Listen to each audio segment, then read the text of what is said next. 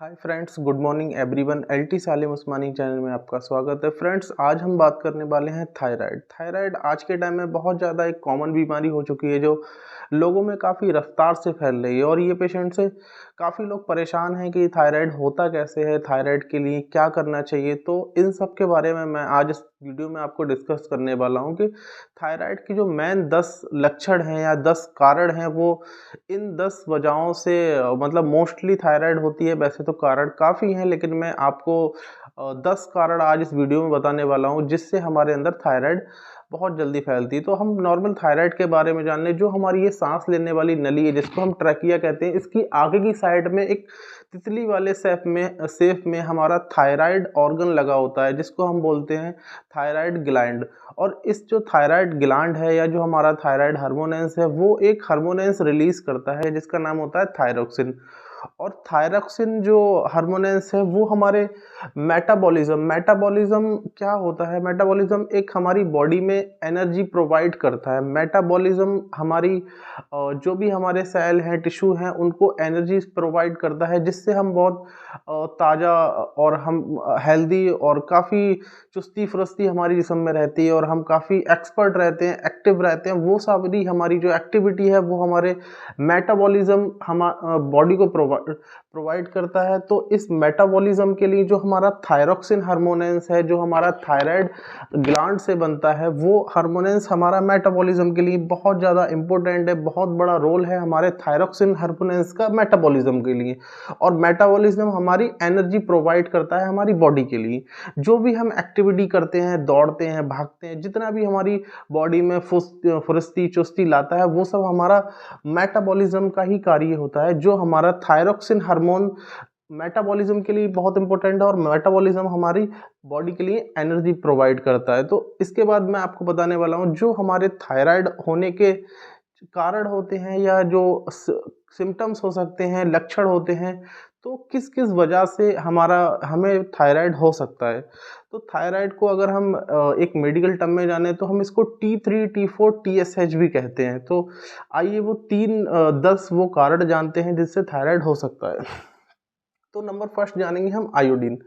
Iodine क्या होता है? आयोडीन से ही हमारा जो थायराइड है वो फॉर्मेशन होता है। आयोडीन एक हमारी बॉडी में जो लेवल है आयोडीन उस लेवल से अगर कम होता है तो हमें थायराइड की शिकायत हो सकती है, या आयोडीन उस लेवल से हमारा बढ़ता है तो हमारा जो एक ऑन एवरेज बॉडी में रिक्वायरमेंट है आयोडीन की, जो उस लेवल से हमारा आयोडीन इनबैलेंस होता है, उसकी वजह से भी हमें थायराइड हो सकता है।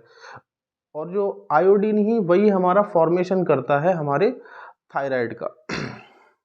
उसके बाद हम जानेंगे इन्फेक्शन। तो इन्फेक्शन में क्या होता है, मोस्टली जैसे हमें कोई वायरल फीवर हुआ या हमें कुछ और इन्फेक्शन हुआ जिसकी वजह से हमारा जो थायराइड ग्लैंड है उसमें कोई भी इन्फेक्शन हो जाता है। जैसे आपने थ्रोट इन्फेक्शन देखा होगा, या पेशेंट को कोई एलर्जी हुई है या कोई ऐसा इन्फेक्शन हुआ है जिससे हमारे थायराइड ग्लैंड के ऊपर इन्फेक्शन हो जाता है, जिससे हमारी जो थायराइड वाली ग्रंथि है जो ये तितली वाली शेप में दिखती है, इसमें किसी भी तरह का कोई भी इन्फेक्शन हो जाता है जिसकी वजह से जो हमारा थायराइड ग्लैंड है वो प्रॉपर वर्क नहीं कर पाता है, या फिर वो हमारा थायराइड इंक्रीज हो जाता है या हमारा थायराइड डिक्रीज हो जाता है। तो हमारे थायराइड की दो कंडीशन होती हैं, या फिर वो बढ़ जाएगा या घट जाएगा। तो इस वजह से भी हमारा एक थायराइड हो सकता है जो हमारे इन्फेक्शन हो जाता है। उसके बाद जानते हैं हम ऑटो इम्यून। तो ऑटो इम्यून जानने से पहले हम जान लेते हैं कि ऑटो इम्यून होता क्या है।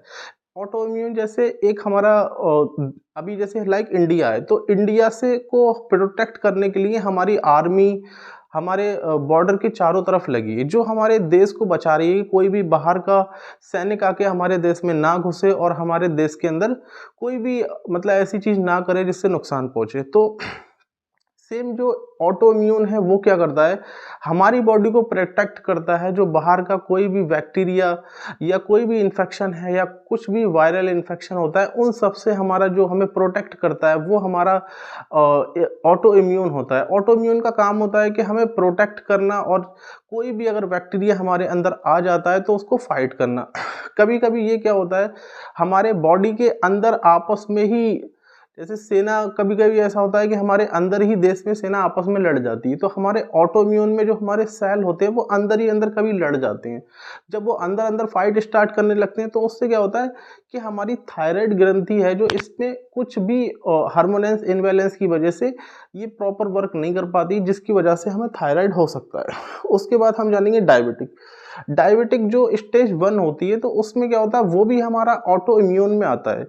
ऑटो इम्यून की आने की वजह से कभी-कभी जो शुगर वाले पेशेंट हैं उनको भी ये प्रॉब्लम हो सकती है, या उनको भी एक थायराइड की स्टार्टिंग या थायराइड के सिम्पटम्स आ सकते हैं, जैसे पेशेंट का T3 या T4 या TSH कुछ भी बढ़ सकता है, जो डायबिटिक वाले स्टेज फर्स्ट वाले पेशेंट होते हैं। उसके बाद हम जानेंगे प्रेगनेंसी। प्रेगनेंसी में क्या होता है, जब एक कोई लेडी या फीमेल जब प्रेग्नेंट होती है तो उसके सारे हार्मोन्स इनबैलेंस हो जाते हैं, क्योंकि प्रेगनेंसी की वजह से हार्मोन्स जब इनबैलेंस होते हैं तो जाहिर सी बात है हमारे जो थायराइड ग्लैंड है इस पे भी इफेक्ट पड़ता है, और जब ये इस पे इफेक्ट पड़ता है तो ये हमारा प्रॉपर वर्क नहीं कर पाता है, तो उसकी वजह से भी पेशेंट को थायराइड हो सकता है। उसके बाद हम जानेंगे कैंसर। कैंसर में क्या होता है, जैसे पेशेंट को कोई थेरेपी दी है, कीमोथेरेपी दी है या कुछ हार्ड मेडिसिन चल रही है, तो इस कंडीशन में भी पेशेंट का जो थायराइड ग्रंथि है, थायराइड ग्लैंड है, वो भी प्रॉपर काम नहीं कर पाता है, कोई मेडिसिन के इफेक्ट के कारण या कोई हमारी कीमोथेरेपी या किसी भी थेरेपी की वजह से भी हमारे थायराइड ग्लैंड पे इफेक्ट पड़ता है, और जिसकी वजह से पेशेंट को थायराइड हो सकता है। उसके बाद हम देखेंगे जेनेटिक।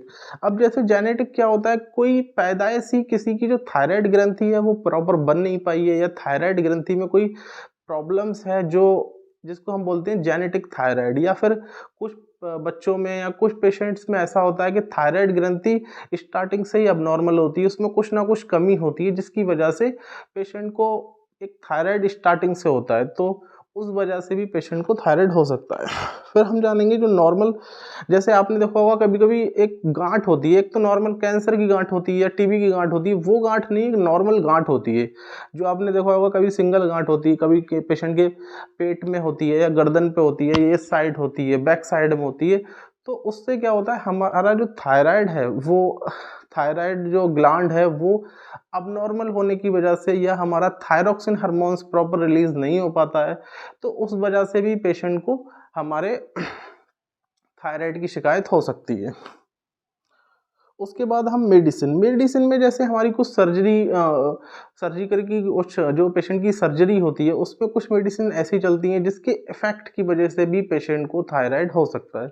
नंबर लास्ट हम जानेंगे जो हमारा स्ट्रेस है, जिसको हम बोलते हैं टेंशन, या पेशेंट ज़्यादा सोच रहा है, या पेशेंट डिप्रेशन में है, पेशेंट काफ़ी स्ट्रेसफुल है, काफ़ी अपनी लाइफ में डिस्टर्ब है, तो उस कंडीशन में जब हम ज़्यादा स्ट्रेस में होते हैं तो जो हमारा ये थायराइड ग्लैंड होता है ये प्रॉपर वर्क नहीं कर पाता है, क्योंकि थायराइड जो ग्लैंड है हमारा बहुत ज़्यादा नाजुक होता है। कुछ भी इफ़ेक्ट होने की वजह से ये अगर जो हम इसका एक हार्मोनेंस होता है वो प्रॉपर रिलीज़ नहीं होगा तो हमें थायराइड की प्रॉब्लम हो सकती है। तो स्ट्रेस में भी एक काफ़ी मेन रोल रहता है ये थायराइड्स होने के। तो फ्रेंड्स आज मैंने आपको 10 वो कारण बताए आपको जिससे हमें थायराइड हो सकता है।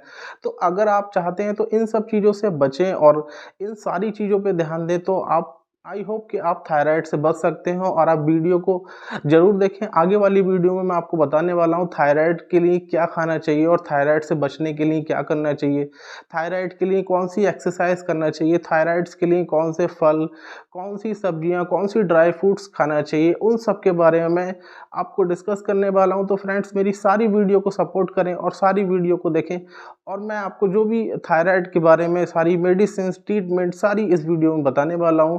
तो जो भी मेरा इस वीडियो का अगला पार्ट होगा वो आप ज़रूर देखें। तो थैंक्स फॉर वॉचिंग।